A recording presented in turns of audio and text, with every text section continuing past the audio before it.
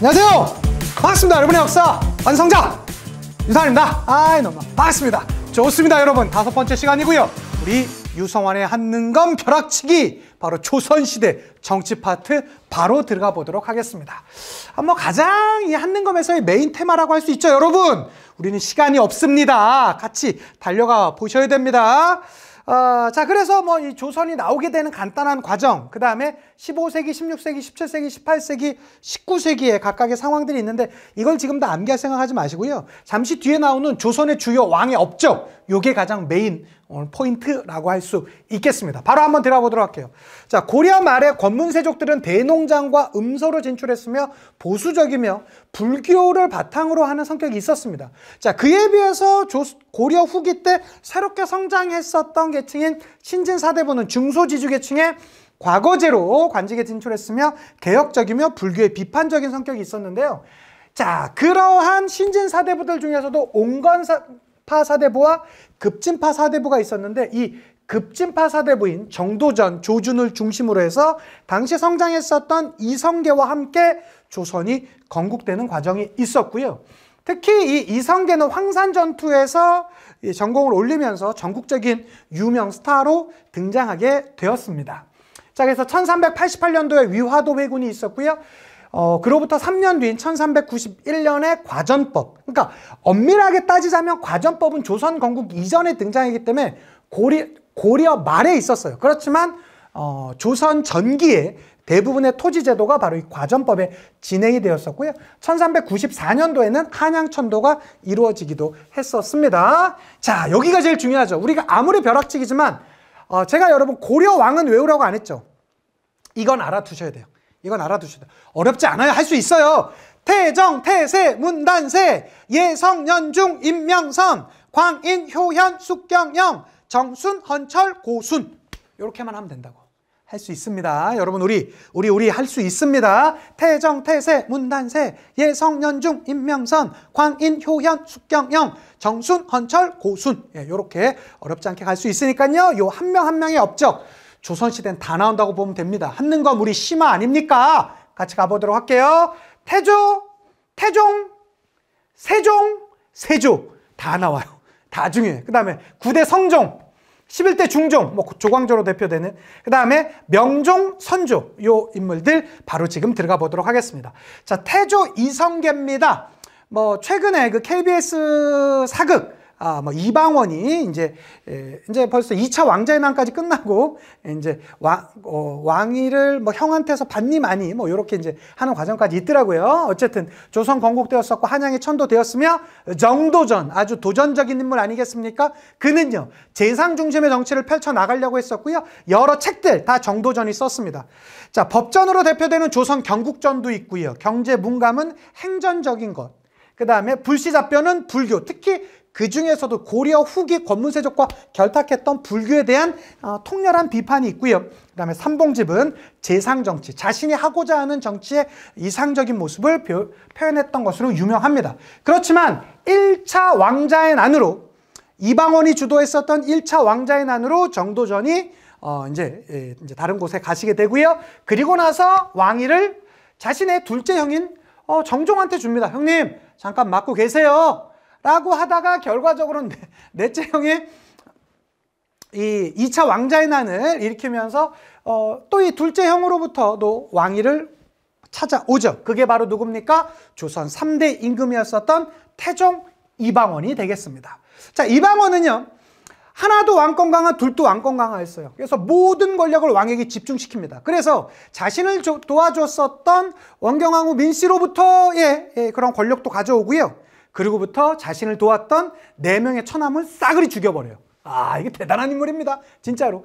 그러면서 모든 권력을 자신한테 집중시키는 육조직계제. 참고로 육조직계제는요, 태종, 그러니까 3대 태종, 7대 세조가 했던 정책입니다. 반드시 기억해 두셔야 돼요. 자, 호패법 실시했고요. 지금의 주민등록제도 다시 정비한 것이겠죠. 그 다음에 양전사업, 토지를 다시 조사하기도 했었고요. 사병혁파, 이것 때문에 사실은 당시에 이 민씨 지방과 또 좀 척을 지게 되는 그런 모습도 있었고요. 자, 사관원 독립시키면서 대신 견제를 시켰었고 신문고 설치 같은 것들을 했었고요. 자, 주자소를 설치하기도 했습니다. 개미자라는 그러한 글자체를 만들기도 해냈었고요. 자, 이 태종의 셋째 아들이 누굽니까? 세종입니다. 충녕대군이 되겠죠. 이 충녕대군, 여러분, 이 세종은요, 뭐 사실은 모든 점에서 완벽한 인물 아닙니까? 한능검에서 가장 좋아하는 인물이에요. 무조건 알아두셔야 됩니다. 그는요, 자신의 아버지의 그런 강력한 카리스마에 반대합니다. 왕권과 신권의 조화를 가져갔고요. 그래서 자신의 아버지는 육조 직계제를 가져갔지만 no! 육조의 모든 업무는 의정부에서 한번 토의를 하고 그 다음에 나한테 와라 라고 하는 의정부 서사제를 실시했습니다. 그리고 무엇보다 가장 메인 테마 지편전을 바탕으로 훈민정음 한글이 창제되었고요. 민족문화 발달, 여기 칠정산 형광펜입니다. 진짜 많이 나와요. 우리나라를 기준으로 날짜를 카운트하는 역법을 만들었던 게 칠정산이에요. 즉, 그전까지는 역법이 있다 하더라도 중국의 베이징이라든가 중국 기준으로 했었거든요. 근데 이것은 우리 한양을 기준으로 날짜를 카운트했다. 너무 중요합니다. 과학기술 발달이 엄청나게 발달했었죠. 특히 장영실이라는 사람에 의해서 치국이, 혼천이, 안구일부 이런 것들이 다 이때 만들어졌었고요. 자, 뿐만 아니라 영토도 확장시켰습니다. 북쪽으로는 사군, 육진, 최윤덕과 김종서 등을 보냈었고요. 남쪽에 쓰시마를 정벌하는 모습도 보여주었었다. 서적, 여러분 진짜 많이 나옵니다. 서적 반드시 기억해 두셔야 됩니다. 농사직설. 당시에 가장 중요하게 여겼었던 농업의 가장 중심이 되는 농사직설. 삼강행실도, 윤리서라고 할 수 있겠죠. 그 다음에 향약, 집성방.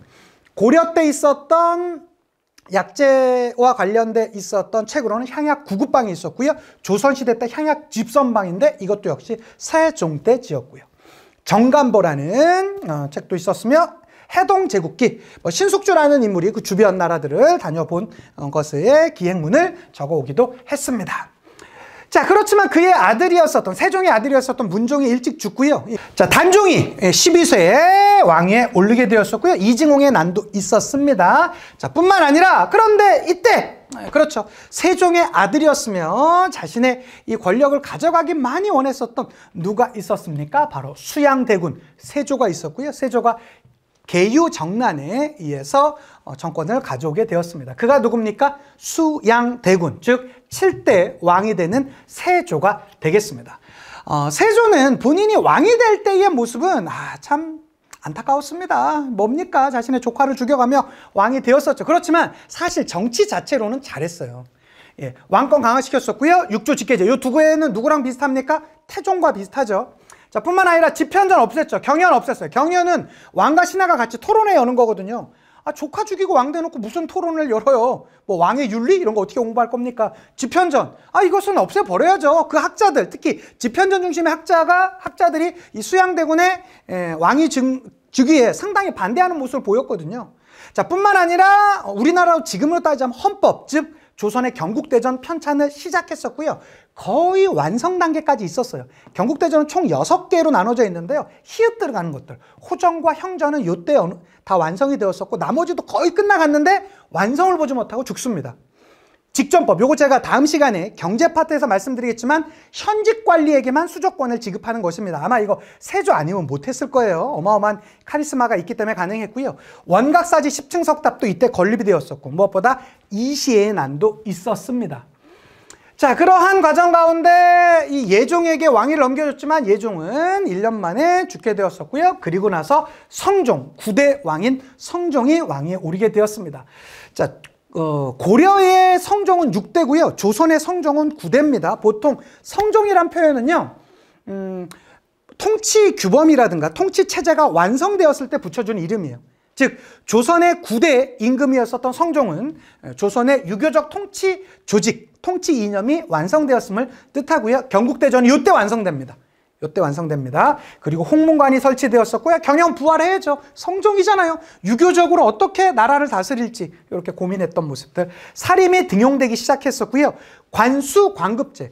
이게 직전법으로 해놨더니 현직 관리만 받게 되자 현직 있을 때 오히려 권력을 남용해가지고 농민들을 수탈하는 거예요. 그래서 농민들로부터 국가가 세금을 걷고 국가가 관리들한테 세금을 지급하는 요걸 우리는 관수관급제라고 하고요. 성종 때 여러 서적들 반드시 알아두셔야 됩니다. 국조 오레이, 국가의 주요 5개의 예법에 대해서 적어놓은 것이고요. 동국여지 승남, 당시에 여러 대표적인 지리지고요. 동국통감이라는 역사책이 이때 완성되었었고요. 악학궤범이라는 책도 이 성종 때 완성이 되었습니다.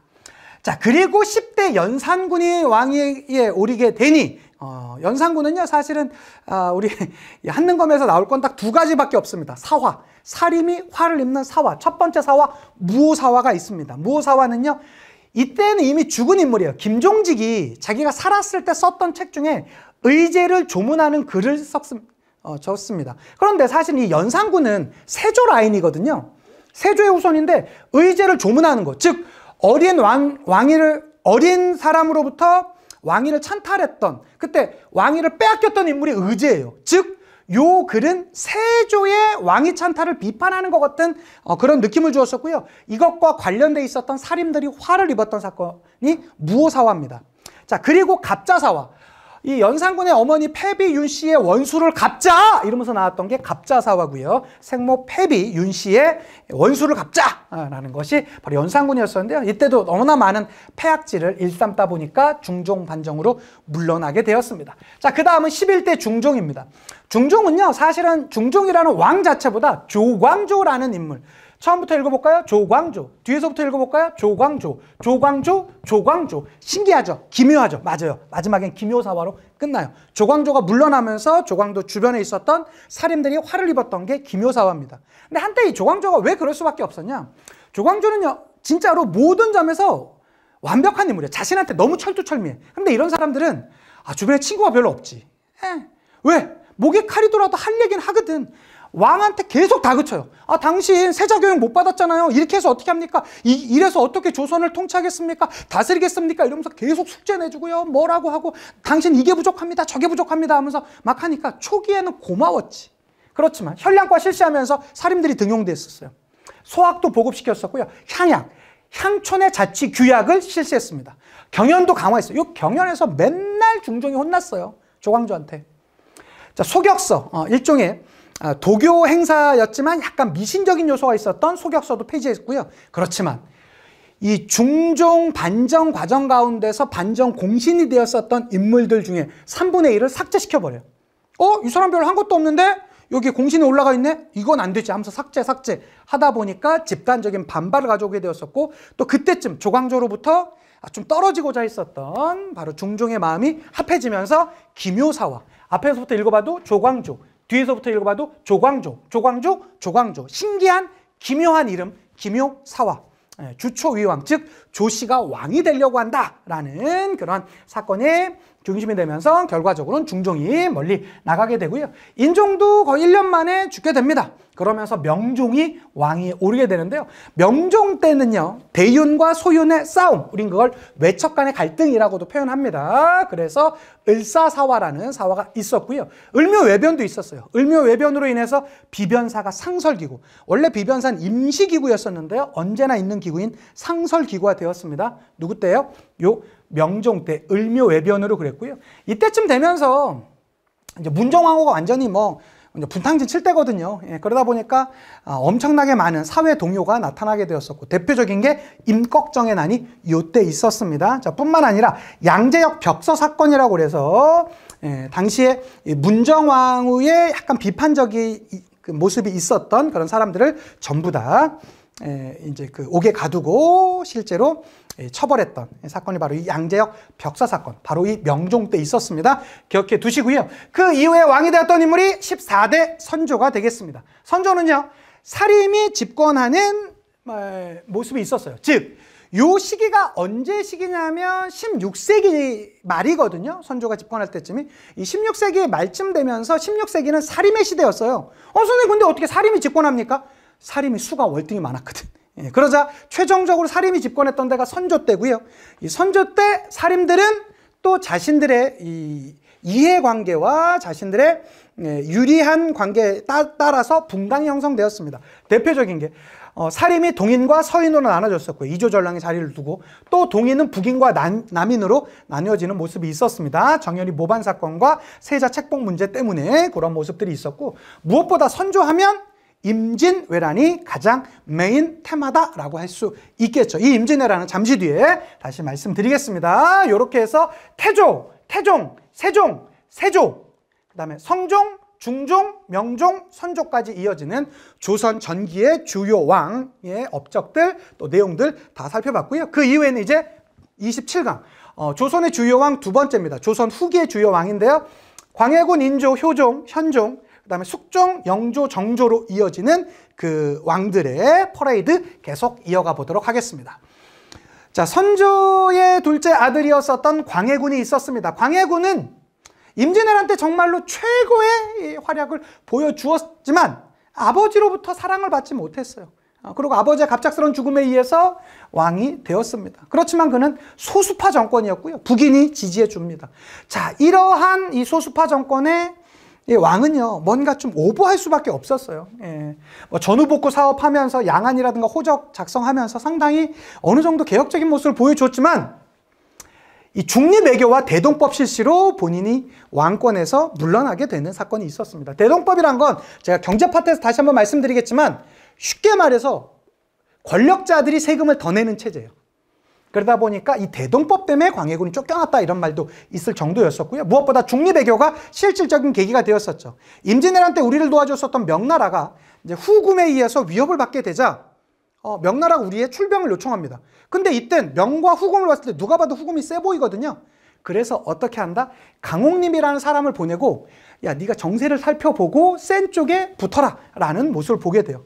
자, 그래서 강옥립이 어떻게 딱 보니까 후금이 이겼거든요, 명나라를. 그래서 후금 쪽에 붙게 되는데 이 강옥립을 좀 보호해 주면서 오히려 그런 중립외교가 당시에 있었던 이 인조 반정의 빌미가 되었었고, 무엇보다 패모 살제, 자신보다 나이는 어렸지만 자신의 어머니였었던 인목대비를 패배시키고 자신의 배다른 동생인 영창대군을 죽게 했었던 이런 윤리적 문제가 결과적으로는 인조 반정이 일어나는 계기가 되었습니다. 자, 인조 반정에 의해서 그 뒤에 인조 나오는데 그 전에 잠깐 광해군 때 대표적인 서적으로는 동의보감, 허준의 동의보감이 광해군 때 완성되었었다 봐주시고요. 자, 반정에 의해서 등장했었던 인조 반정이 있습니다. 인조 반정은 서인이 집권하는데 도움을 줬었어요. 그럼 서인이 광해군을 비판하면서 나왔던 게 뭡니까?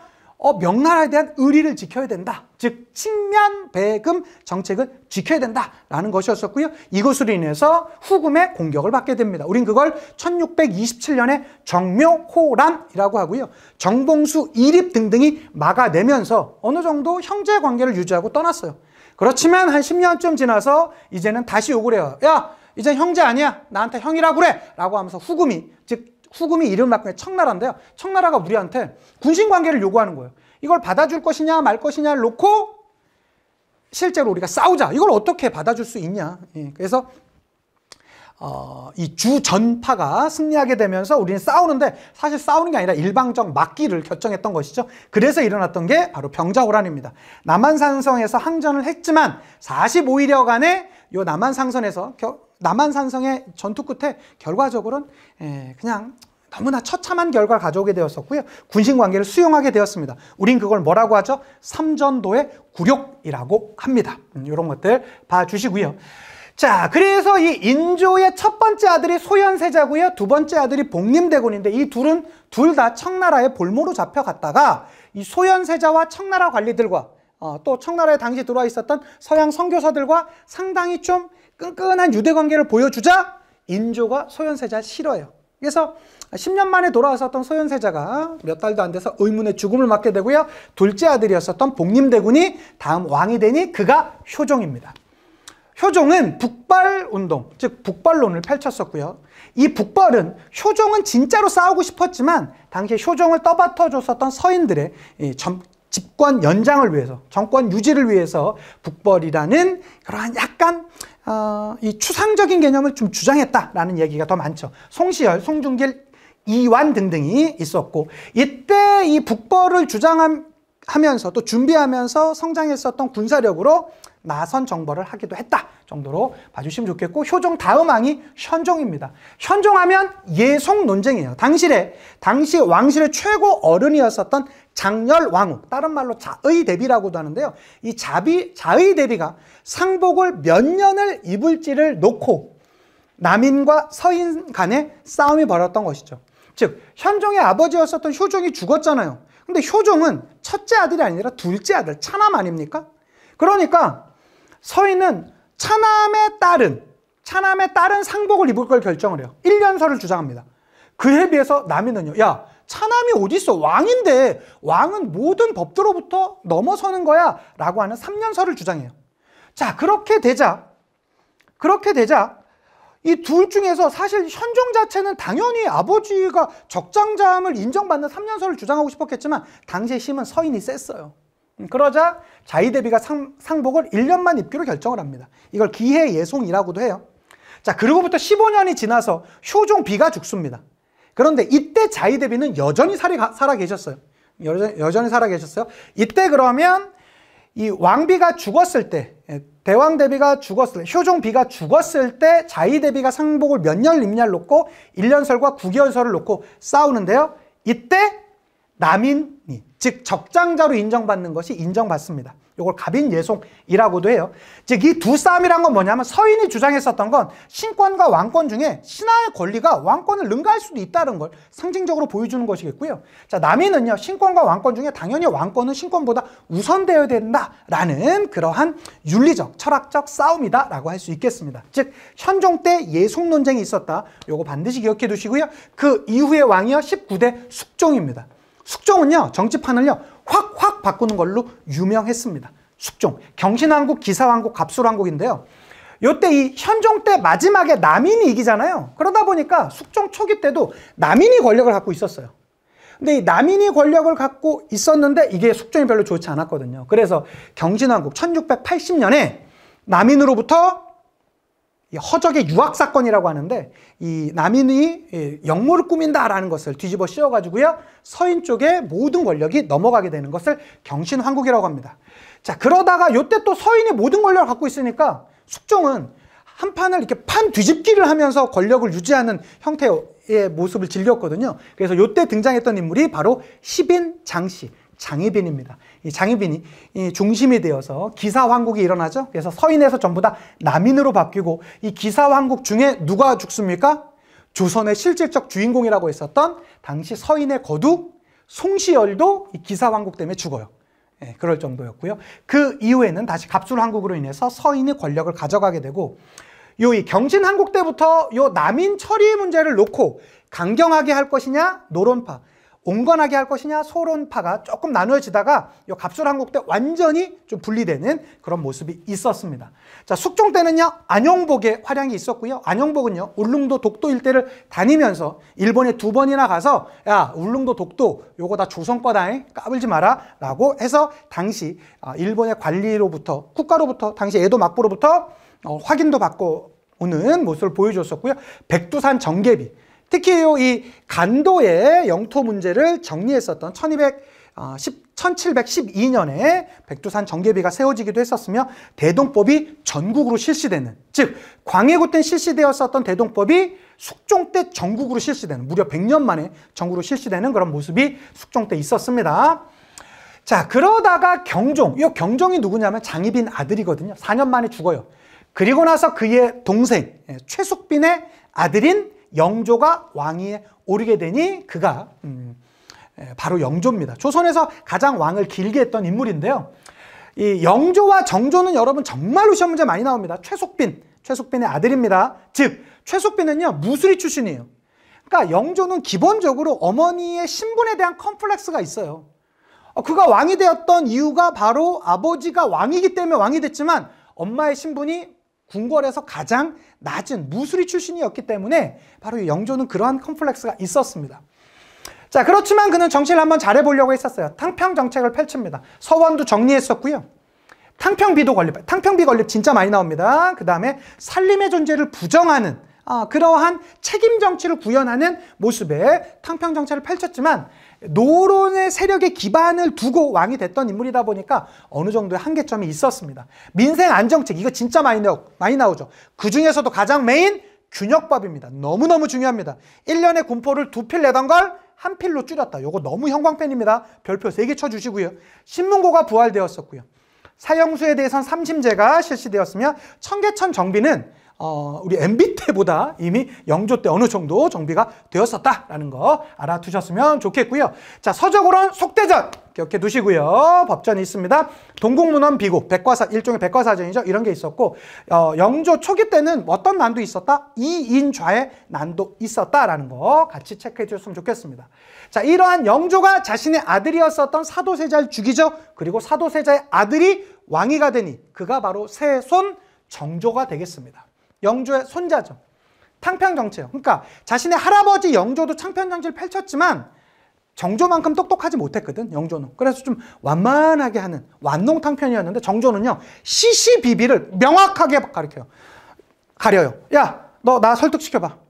안 돼. 꺼져. 이런 형태예요. 준농탕편이에요. 아주 시시비비를 명확하게 가리고요. 척신과 황관으로부터 권력을 멀리합니다. 그리고 소론이든 노론이든 남인이든 누구든지 능력만 있으면 갖다 쓴다 라고 하는 세력 균형을 가져가게 되었었고, 그 다음에 여기 전체 별표입니다. 다 나옵니다. 왕권 강화에 목숨을 걸어요. 그래서 규장각, 왕실 도서관을 만들고요. 장영영, 언제나 본인의 신변의 위협을 많이 느꼈기 때문에 친위 부대인 장영영을 만들었었고요. 그 다음에 그 전까지만 하더라도 제가 세종보다 정조가 뛰어난 측면이 있다는 게 바로 이 초계문신제 때문인데요. 초계문신제라는 건 뭐냐면, 조선시대는 내가 왕이 되더라도 어렸을 때 세자 교육을 받잖아요. 그러니까 신하들로부터 늘 좀 배워야 된다라는 제자적인 의미에서의 왕의 그러한 그 정치행위가 이루어졌었는데, 정조는요 그 패러다임을 바꿔버려요.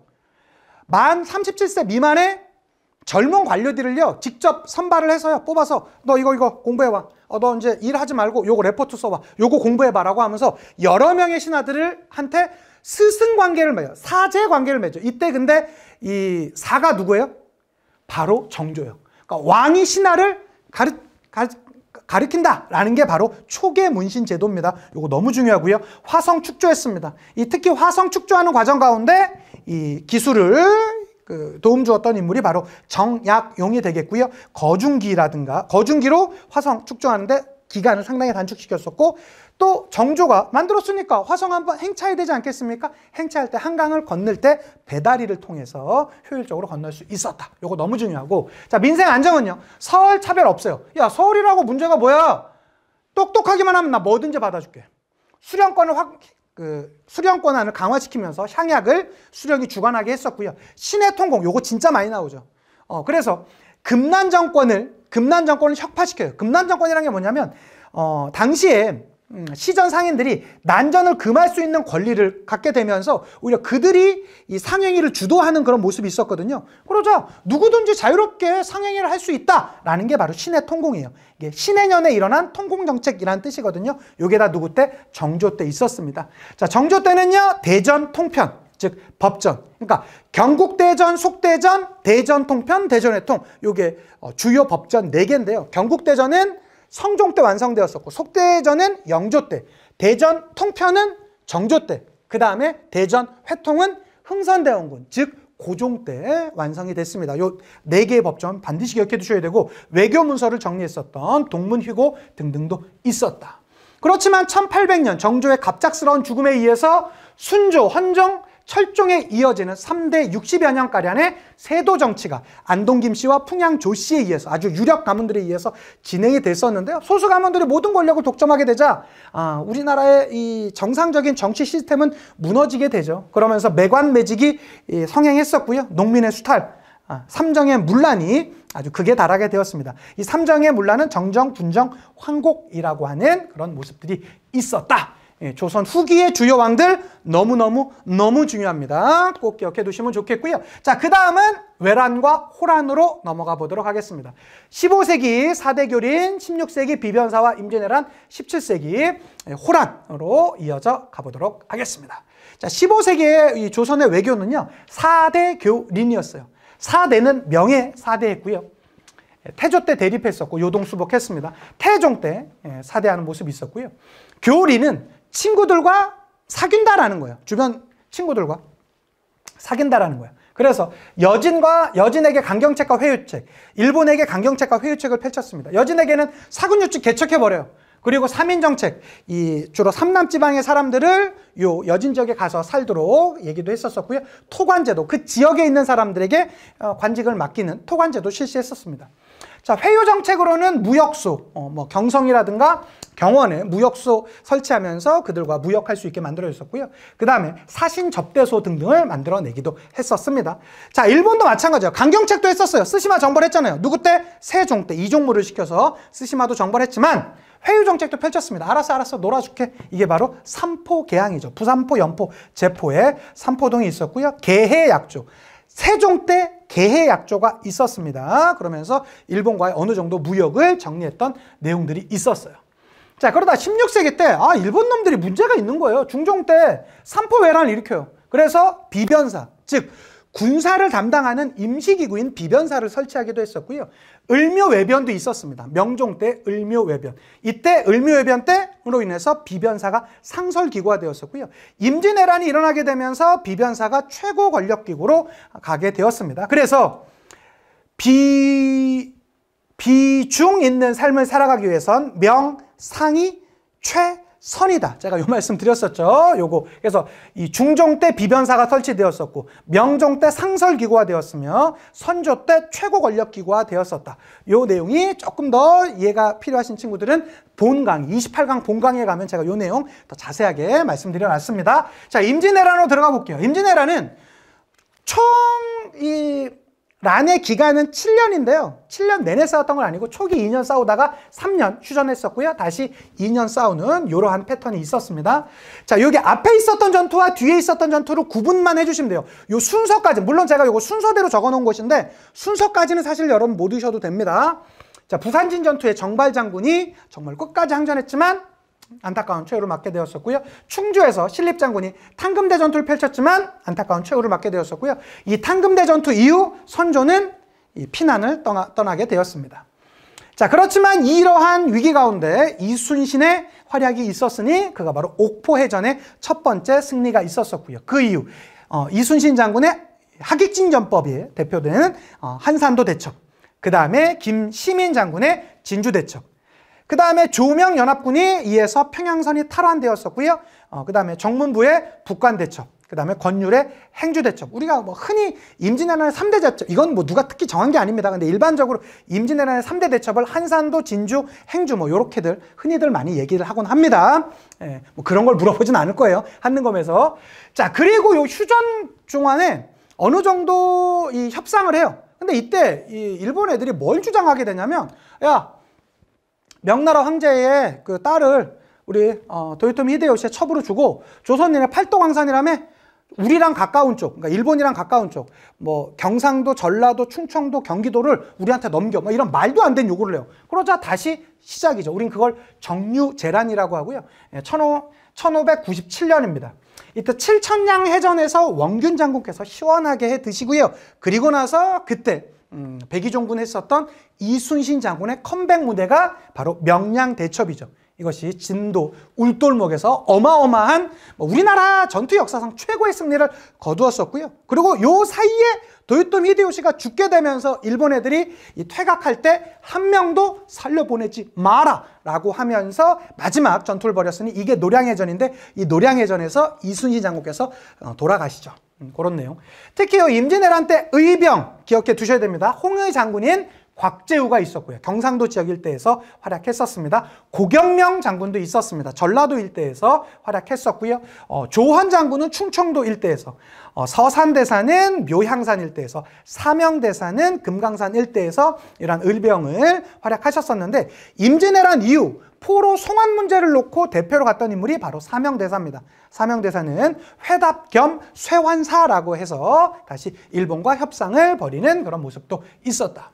임진왜란의 결과는 안타깝죠. 바로 국내에선 인구가 급감했고요. 농토는 황폐화되었으며 문화재가 소실되었었죠. 대표적인 게 바로 경복궁과 불국사가 되겠습니다. 국외적으로는요. 일본의 문화가 발전해요. 왜?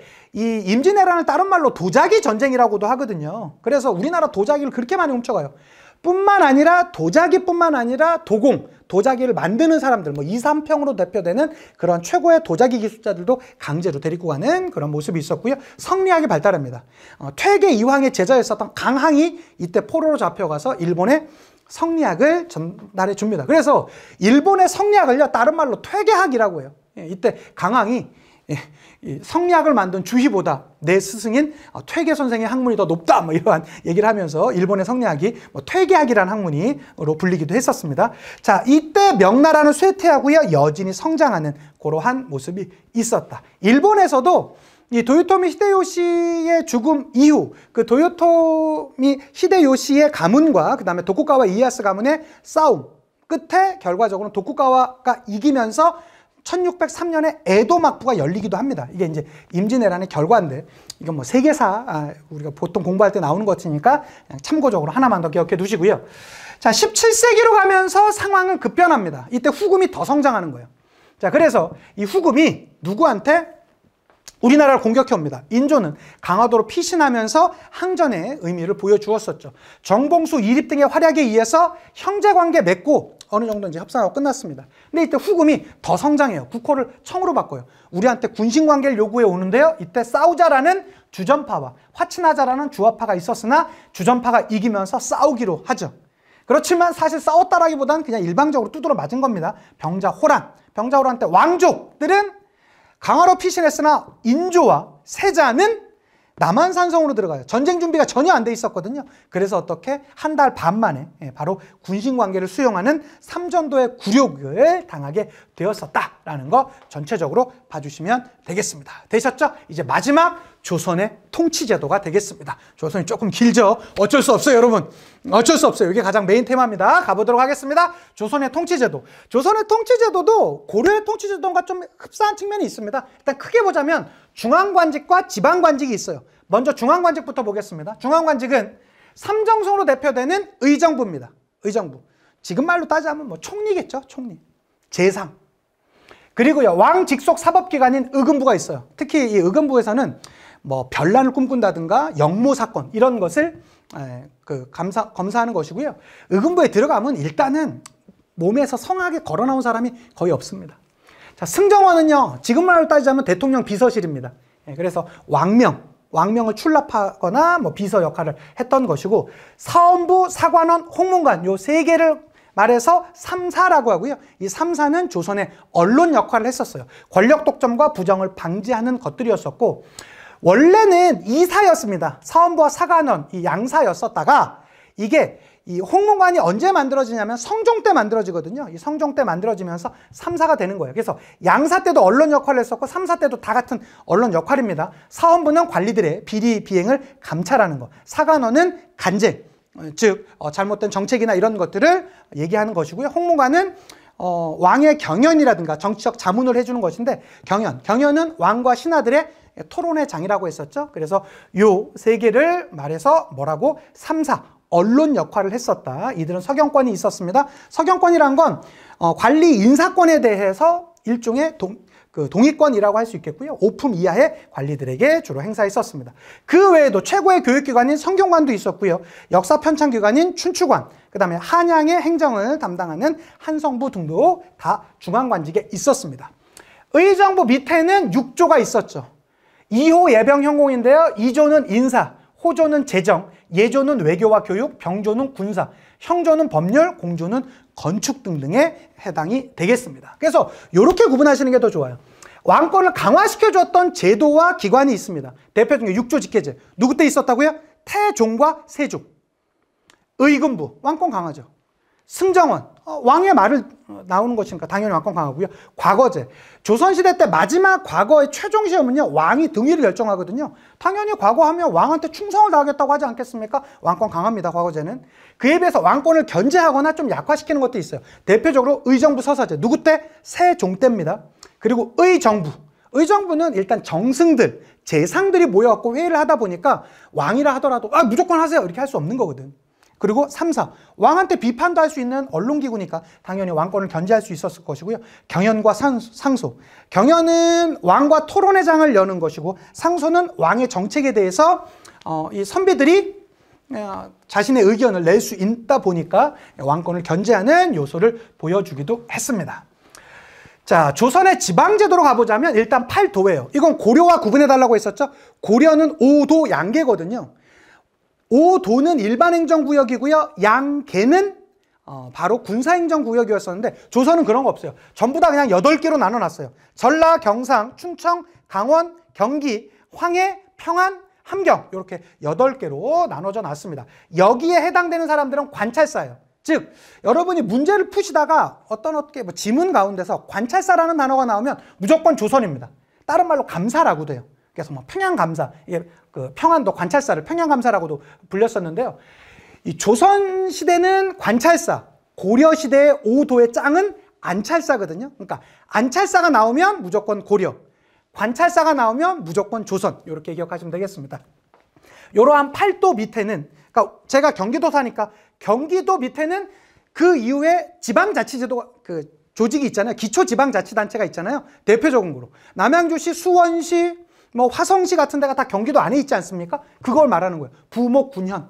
여기에 파견되었던 사람이 수령이죠. 우리가 흔히 드라마 보다 보면 나오는 사또. 여기 나오는 것이고요. 그리고 그 밑에는 면리통이 있는 것입니다. 자, 핵심은 8도, 즉 일원적 행정조직이 있었다라는 거.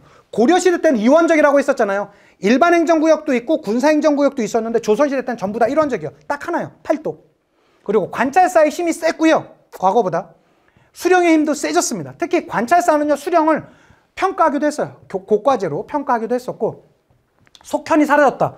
자, 속현이 사라졌다라는 것은 조선의 지방행정 조직이 고려의 지방행정 조직보다 훨씬 더 지방 장악이 뛰어났다라는 것이죠. 왜? 모든 관리, 전국에 330여 개의 현의 관리를 파견했다는 것이니까. 그다음에 향소 부곡이 없어졌다. 이거 중요한 포인트고요. 그다음에 유향소. 유향소는요, 그 지역 양반들의 모임이에요. 수령을 보좌하고 향리를 감찰하기 위한 것이 바로 유향소였고요. 경제소는요, 뭐냐면 이 유향소를 보면 오히려 이들이 막 수령한테 폐악질을 하기도 하고 하거든요. 그래서 그런 것을 관리하기 위해서 중앙과 지방 간의 연락 업무를 맡았던 것을 경제소라고 합니다. 유향소와 정부 간의 연락을 담당했던 걸 경제소라고 합니다. 자, 조선의 관리 선발 제도는요, 문과, 무과, 잡과가 있습니다. 그러니까 고려 때는 이 무과가 없어요.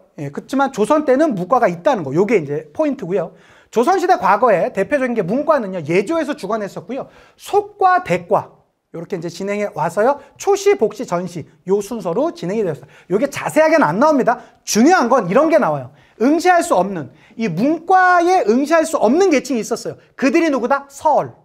그러니까 첩의 자식들은요, 과거에 응시할 수 없었어요. 그 다음에 제가 자손, 다시 결혼한 여성의 자식과 손자까지 관직에 진출할 수 과거 시험을 볼 수 없었어요. 문과 시험을 볼 수 없었어요. 그 다음에 탐관오리의 아들. 그러니까 탐관오리보다 제가녀의 자손이 더 문제였다라고 조선시대 때는 생각했던 것이죠. 이게 참 말도 안 되는 것인데 그런 모습들이 있었고요. 자, 병조 때 그 병조가 무과를 주관했었고요. 잡과는 해당 관청에서 진행됐습니다. 자, 고려시대 때는 과거제보다 음서가 훨씬 더 힘이 있었죠. 조선시대 때 음서 있었습니까? 없었습니까? 있었습니다. 그렇지만 고려시대보다 대상도 축소되었고요. 왜? 고려시대 때는 5품 이상의 자손이었었는데요. 조선시대 때는 2품 이상의 자손이고, 일단 무엇보다 인식이 더 문제예요. 고려시대 때는 야, 나 음서로 왔어. 대박, 너 집안 되게 좋나 보다. 나 좀 잘 봐줘. 라고 했었는데요. 이 조선시대 때는요, 야, 나 음서로 왔어.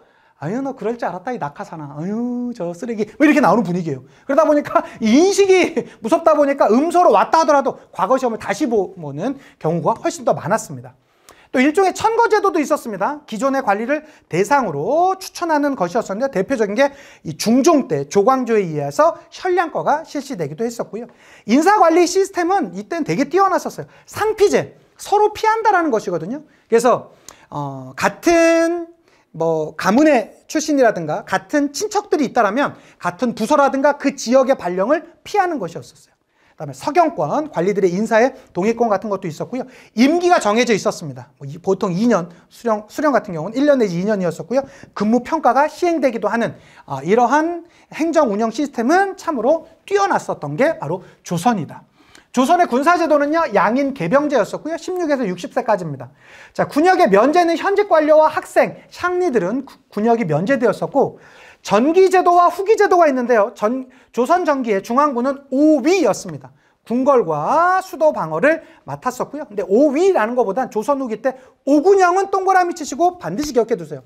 서인 세력의 군사적 기반이었었고요. 5군영이라는 건 5개 주요 기관이라는 것이거든요. 훈련도감, 어영청, 청료청, 수어청, 금위영이라는 것이에요. 이게 순서대로인데, 훈련도감은 선조 때 임진왜란 중에 만들어졌습니다. 기억해 두셔야 됩니다. 나옵니다. 이 훈련도감은요, 포수, 사수, 살수의 3수병에 의해서 진행되었었다라는 거 봐주시고요. 어영청, 청료청, 수어청은 인조 때, 그리고 금위영은 숙종 때 만들어졌었다 체크해 두시고요. 자, 지방제도로는 영진군과 잡색군이 조선 전기 때 있었다가 후기 때, 즉 임진왜란 이후를 보통 조선 후기라고 말하는데요. 소고군, 이 소고군에게는 양반에서 노비까지, 즉 근데 양반이 노비까지 있다 보니까 저 노비가 있는데 나까지 와? 하면서 양반들은 이제 잘 안 나오는 그러한 경우도 있었습니다. 자, 조선시대 때 방어체제는요, 원래 진관체제였었어요. 지역 단위 방어체제였습니다. 그러니까 지역 단위로 막다 보니까 소규모의 적이 쳐들어올 때는 뭐 괜찮은 거예요. 그 지역만 막으면 되니까. 근데 대규모로 오다 보면 그 지역에서 막는다는 게 좀 힘들잖아요. 그래서 제승방략 체제로 바뀌어요. 을묘외변 이후에. 제승방략 체제라는 건 뭐냐면 그 지역에서 막다가 그 지역 막는다보단 지역의 연대 프로그램입니다. 한 명의 지역에서 공격해 오게 되면 중앙에서 이 지휘관이 내려와 가지고 오히려 그 범위를 더 크게 해서 막는 것인데, 이것의 문제는 한 번 뚫리면 그 후방이 없어진다라는 게 문제가 있었어요. 즉 임진왜란 때 이 제승방략 체제에 의해서 불과 3주 만에 부산에 들어왔었던 일본군이 한양까지 들어오게 되거든요. 이게 바로 제승방략 체제 때문에 그랬던 것이에요. 그래서 그 이후에는 다시 진관체제로 복귀하는, 지역 단위 방어 체제로 복귀하는 그런 모습이 있었습니다. 이걸 속오군 체제라고도 하고요. 조선시대 때 대표적인 교통통신제도로는 조운선이 있었습니다. 조운선이란 건 뭐냐면 강이나 바다를 통해서 그 지역에서 거두었던 세금을 수도로 옮기는 조세 운송을 담당했던 것이 조운제도가 되겠습니다. 봉수제는 위급을 알리는 것이죠. 그래서 밤에는 불로, 그 다음에 낮에는 연기로 이렇게 전달하는 것을 봉수제도라고 했습니다.